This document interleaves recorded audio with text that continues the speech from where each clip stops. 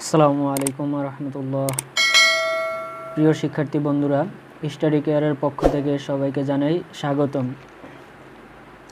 আমরা টেক কোশ্চেনের প্রথম অংশ নিয়ে আলোচনা করছিলাম।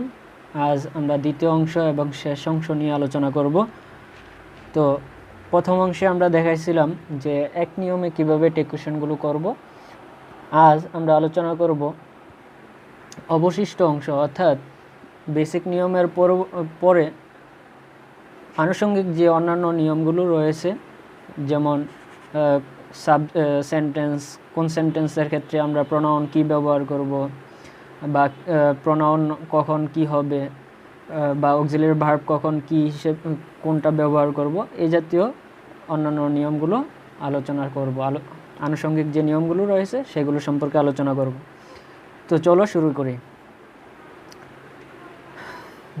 মূল verb do not, never, please, kindly, এগুলো নর্মালি আমরা জানি ইম্পারেটিভ সেন্টেন্সের সাইন। তো এইগুলো দ্বারা যদি কোনো ইম্পারেটিভ সেন্টেন্স শুরু হয়, তাহলে টেক কোশ্চেন করার সময় প্রদত্ত স্টেটমেন্টটি লিখব, কমা দিব। তারপরে এগুলোর জন্য, যেহেতু এগুলো ইম্পারেটিভ সেন্টেন্সের সাইন, এগুলোর জন্য আমরা উইল ইউ ব্যবহার করব। কী ব্যবহার করব? Will you. তারপরে প্রশ্নবোধক চিহ্ন দেব এবং টেক কোশ্চেনটা শেষ করব। এগুলো ব্যতীত আমরা জানি ইম্পারেটিভ সেন্টেন্সের ক্ষেত্রে আবার লেট দ্বারা শুরু হয়। তো লেট আস বা লেটস যুক্ত ইম্পারেটিভ সেন্টেন্স যদি শুরু হয়, তাহলে এটার ক্ষেত্রে আমরা অক্সিলারি ভার্ব এবং প্রোনাউন হিসেবে ব্যবহার করব শ্যাল উই। লেটের পরে যদি আস না থাকে, তাহলে আমরা ব্যবহার করব ওন্ট ইউ অথবা উইল ইউ, প্লাস পূর্বের নিয়মে শেষ করব। তো আমরা কিছু নিয়ম দেখি, উদাহরণ দেখি। Don't go there, will you. Open the door, এটা যেহেতু ওপেন মূল ভার্ব দ্বারা শুরু হয়েছে, ডু মূল ভার্ব দ্বারা শুরু হয়েছে, ওপেন দ্য ডোর, তাহলে এটার ক্ষেত্রে আমরা টেক কোশ্চেন করব উইল ইউ। তারপরে don't tell a lie, do not দ্বারা শুরু হয়েছে, তাহলে এটার টেক কোশ্চেন হবে উইল ইউ। তারপর আসো লেট আস বা লেটস দ্বারা এগুলোর উদাহরণ। Let Arman take a decision, তাহলে আমরা যা বলছিলাম লেটের পরে আজ না থেকে অন্য কিছু থাকলে, তাহলে আমরা এটার ক্ষেত্রে লিখব উইল ইউ। তাহলে লেট আরমান, যেহেতু আরমানকে বোঝাইছে থার্ড পারসন সিঙ্গুলার, সেক্ষেত্রে আমরা উইল ইউ ব্যবহার করব। লেট হার, এটার ক্ষেত্রে let her do the work, তাহলে যেহেতু লেটের পরে হার আছে প্রোনাউন, সেক্ষেত্রে আমরা উইল ইউ ব্যবহার করব। এবার আসো let us have a discussion, যেহেতু লেটের পরে আজ আছে, তাহলে আমরা শ্যাল উই ব্যবহার করব। টেক কোশ্চেন হবে shall we. Let's help the poor, shall we, কারণ লেটের পরে আজ আছে। Let us go for a walk, তারপরে এটার ক্ষেত্রে আমরা শ্যাল উই ব্যবহার করব, কারণ লেটের পরে আজ আছে। ওকে বন্ধুরা, এইভাবে আমরা ইম্পারেটিভ সেন্টেন্সের টেক কোশ্চেন করব। এবার আসো বাক্যের প্রথমে হেয়ার, দেয়ার, ইট, ওয়ান, যদি এগুলো থাকে, হেয়ার, দেয়ার, ইট, ওয়ান, এগুলো থাকলে টেক কোশ্চেন করার সময় হেয়ার, দেয়ার, ওয়ান হবে বা ইটও হবে। তবে ওয়ানের ক্ষেত্রে টেক কোশ্চেনের সাবজেক্ট হিসেবে হি ব্যবহার হয়। যেমন there are many trees, there are many trees, এই ক্ষেত্রে টেক কোশ্চেন হবে অক্সিলারি ভার্ব আর আছে, যেহেতু অ্যাফার্মেটিভে আরএন্ট, আর যেহেতু দেয়ার আছে সাবজেক্ট, তাহলে এটার ক্ষেত্রে আমরা আরএন্ট দেয়ার ব্যবহার করব, প্রোনাউন হিসেবে দেয়ার ব্যবহার করব। তারপরে here is the money, isn't here, যেহেতু হেয়ার আছে এটার প্রোনাউন হেয়ার হবে। One should obey one's parents, shouldn't one দিতে পারো, অথবা শুডেন্ট হি দিতে পারো, ডিয়ার স্টুডেন্টস। তারপরে আছে one should do once duties, তাহলে এটার ক্ষেত্রে আমরা শুডেন্ট হি দিতে পারি অথবা শুডেন্ট ওয়ান দিতে পারি। তারপর আছে যত থিংস, যত ইতর প্রাণী, যত বস্তুবাচক ওয়ার্ড আছে, এগুলোর প্রোনাউন হবে ইট, অর্থাৎ সামথিং, এনিথিং, নাথিং, এভরিথিং ইত্যাদি যদি সাবজেক্টের স্টেটমেন্টের শুরুতে সাবজেক্ট হিসেবে ব্যবহার হয়, তাহলে এগুলোর প্রোনাউন হবে ইট। তারপরে সেন্টেন্স সাবজেক্ট হিসেবে দ্যাট, দিস থাকলেও এগুলোর সাবজেক্ট মানে টেক কোশ্চেন করার ক্ষেত্রে সাবজেক্ট বা প্রোনাউন হিসেবে ইট ব্যবহার হবে। যেমন দ্যাট ওয়াজ মাই পেন্সিল, তাহলে ওয়াজন্ট ইট, যেহেতু এখানে দ্যাট ব্যবহার হয়েছে সাবজেক্ট হিসেবে, এটার প্রোনাউন হিসেবে ইট ব্যবহার করব। ঠিক আছে বন্ধুরা, তারপরে আসো আই, ইউ, উই, এই প্রোনাউনগুলো যদি প্রপার নাউন হিসেবে সেন্টেন্সের সাবজেক্ট হিসেবে বসে, তাহলে টেক কোয়েশ্চেন করার ক্ষেত্রে সাবজেক্ট হবে বা প্রোনাউন হবে ইট। ইউ, যেমন you is a pronoun, tag question হবে ইজন্ট ইট। ঠিক আছে, তারপরে আসো যত বডি, যত ওয়ান, যত প্লুরাল আছে এগুলোর ক্ষেত্রে প্রোনাউন হবে দে।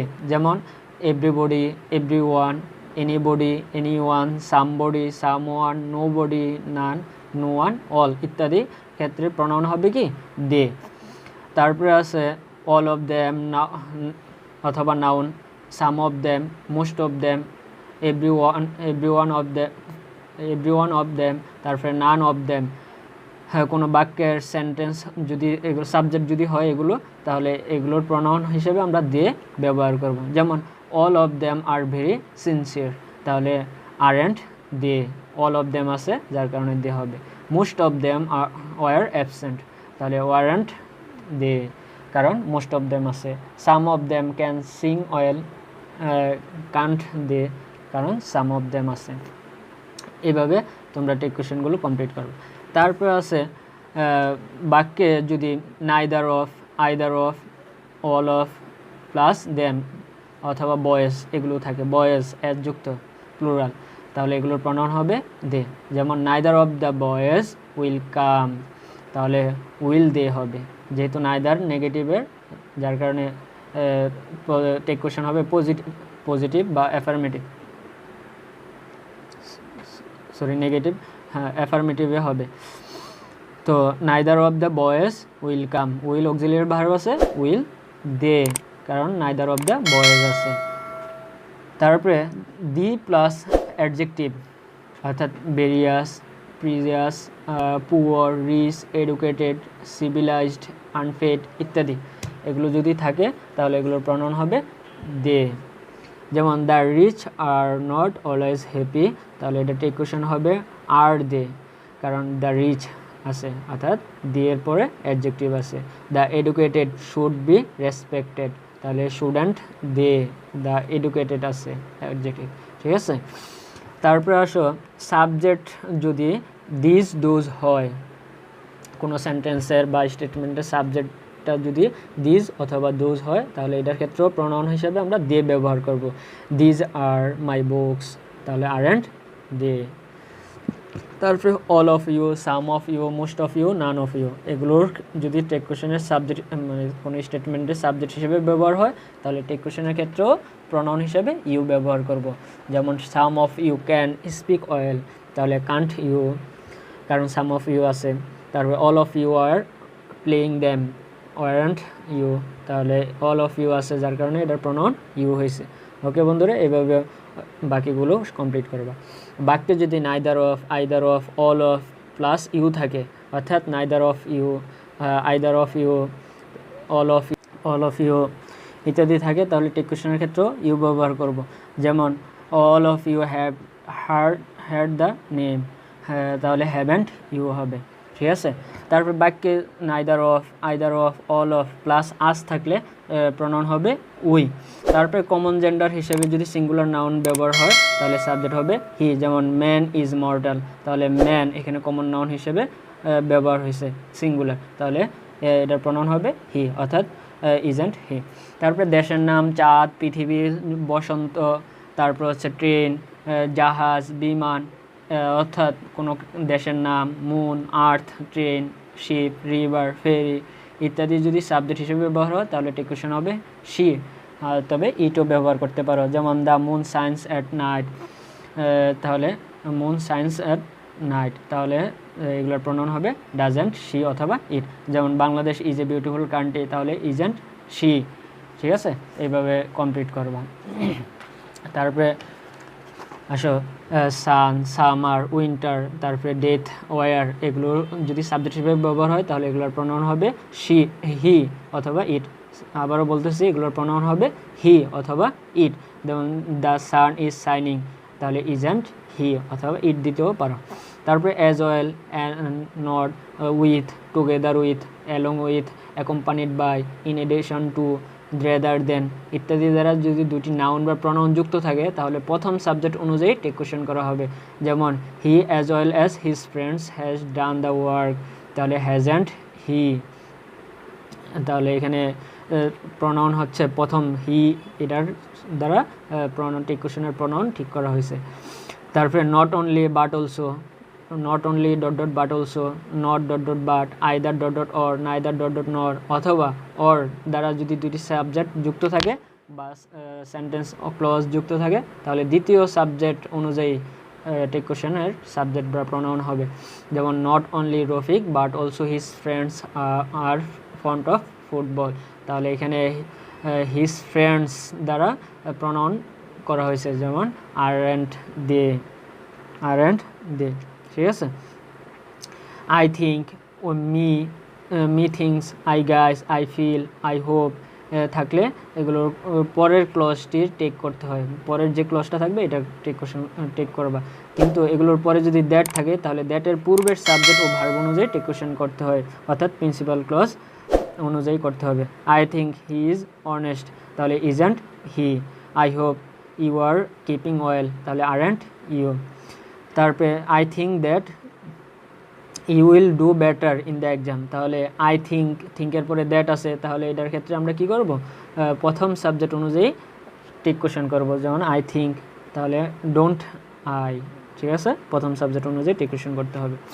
কমপ্লেক্স সেন্টেন্সে ফার্স্ট ক্লজে হোপ, বিলিভ, থিঙ্ক, সি ইত্যাদির এগুলো, এই যে ইত্যাদি ভার্বের পর যদি দ্যাট কনজাংশন উজ্জ থাকে, মানে সরাসরি না থাকে, তাহলে দ্বিতীয় ক্লজের সাবজেক্ট ও ভার্ব অনুযায়ী টেক কোয়েশ্চেন গঠন করতে হয়। কিন্তু দ্যাট থাকলে প্রথম ক্লজের সাবজেক্ট এবং ভার্ব অনুযায়ী টেক কোয়েশ্চেন করতে হবে। যেমন I believe you will do better in the exam, তাহলে বিলিভ এর পর টেক দ্যাট উজ্জ আছে, তাহলে আমরা এটার ক্ষেত্রে আমরা কি লিখব, পরবর্তী যে উইল আছে, অক্সিলারি ভার্বটা আছে বা সাব ক্লজটা আছে সেটার অনুপাতে টেক কোয়েশ্চেন করব, যার কারণে ওন্ট ইউ লিখবো আমরা। কিন্তু পরবর্তী যদি দ্যাট থাকতো, দেখো I believe that you will do better in the examination, তাহলে বিলিভের পর দ্যাট আছে, সেক্ষেত্রে আমরা প্রথম ক্লজ যেটা আই বিলিভ এটার অনুযায়ী টেক কোয়েশ্চেন করতো, তাহলে টেক কোয়েশ্চেন, তাহলে বিলিভ প্রেজেন্ট ফর্মে আছে, এটা যেহেতু অক্সিলারি ভার্ব নাই তাহলে অক্সিলারি ভার্ব হিসেবে ডু আনতে হবে, যেহেতু অ্যাফার্মেটিভে নট যুক্ত করব, আর প্রনাউন হিসেবে আই তো আছেই, ঠিক আছে। এভাবে আমরা টেক কোয়েশ্চেন করব। তারপরে it is I, it is you, it is he, এগুলোর পর যদি রিলেটিভ প্রনাউন হু থাকে তাহলে মূল সাবজেক্ট ও ভার্ব খুঁজে বের করে টেক কোয়েশ্চেন করতে হবে। যেমন it is I who am your teacher, তাহলে আরন্ট আই। তারপরে it is I who have broken the glass, তাহলে হ্যাভেন্ট আই হবে, ঠিক আছে।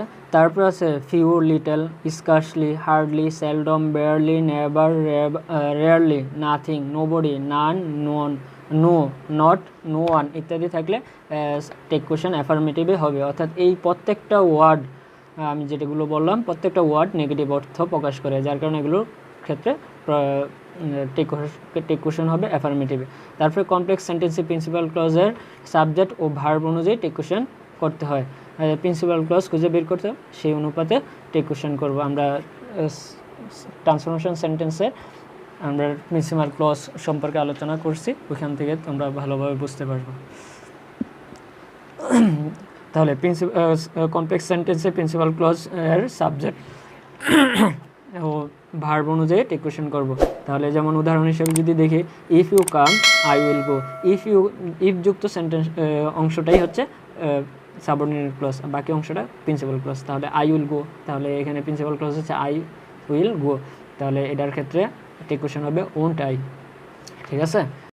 তারপর আসো কম্পাউন্ড সেন্টেন্সের সাধারণত দ্বিতীয় ক্লজের সাবজেক্ট ও ভার্ব অনুযায়ী টেক কোয়েশ্চেন করতে হয়। যেমন Johnny is dishonest but his sister is honest, তাহলে এখানে দ্বিতীয় অংশ কি, দ্বিতীয় ক্লজটা হচ্ছে হিজ সিস্টার ইজ অনেস্ট, তাহলে এটার অনুসারে আমরা টেক কোয়েশ্চেন করবো, তাহলে ইজন্ট শি। ইনফর্মাল ইংলিশের মাঝে মাঝে প্রনাউন সাবজেক্ট এবং অক্সিলিয়ারি ভার্ব এর উল্লেখ থাকে না, যে সেক্ষেত্রে আমাদের ধরে নিয়ে টেক কোশ্চেন করতে হয়। যেমন নাইস ডে, তাহলে এখানে আমরা সাবজেক্ট এবং ভার্ব ধরে নিতে হবে। যেমন নাইস ডে, নাইস ডেটার সাবজেক্ট হিসেবে আমরা আস ইট ধরতে পারি, তাহলে it is a nice day, তাহলে এটার ক্ষেত্রে আমরা টেক কোশ্চেন করব ইজন্ট ইট। অথবা টকিং, যেমন আরেকটা যদি বলি তাহলে টকিং টু মাই মাদার, তাহলে হি দিতে পারো অথবা শি দিতে পারো, যে কোনো একটা সাবজেক্ট বসিয়ে এটার ভার্ব বসাইতে পারো। যেমন আমি যদি দেই she was talking to my mother, তাহলে ওয়াজন্ট শি হবে। এইভাবে আমরা টেক কোশ্চেন করব। টেক কোশ্চেন ছাড়াও রিইনফোর্সমেন্ট টেক ও কমেন্ট টেক আছে। রিইনফোর্সমেন্ট টেকের শেষে ভার্ব, সাবজেক্ট ও অক্সিলিয়ারি ভার্ব এর পুনরাবৃত্তি ঘটে। যেমন you have gone mad, you have, I am getting tired, I am, এভাবে শেষ করবা। কিন্তু কমেন্ট টেকে টেক কোশ্চেনের মতোই পজিটিভ স্টেটমেন্টের শেষে অর্ডিনারি ইন্টারোগেটিভ টেক ব্যবহার করা হয়। যেমন you did it, did you, you saw the girl, did you. আর নেগেটিভ স্টেটমেন্টের পরে নেগেটিভ ইন্টারোগেটিভ টেক ব্যবহার করলেই হবে। যেমন he did not pay the money, তাহলে didn't he, she has not found a job, hasn't she, ইত্যাদি। তাহলে বন্ধুরা এইভাবে তোমরা টেক কোশ্চেনের সম্পূর্ণ অংশটা শেষ করতে পারো। তবে মূল বেসিক নিয়ম ওই একটাই, যেটাতে তোমার 80% কমপ্লিট হবে। আজকের মতো এখানে সমাপ্ত। আল্লাহ হাফেজ, আসসালামু আলাইকুম।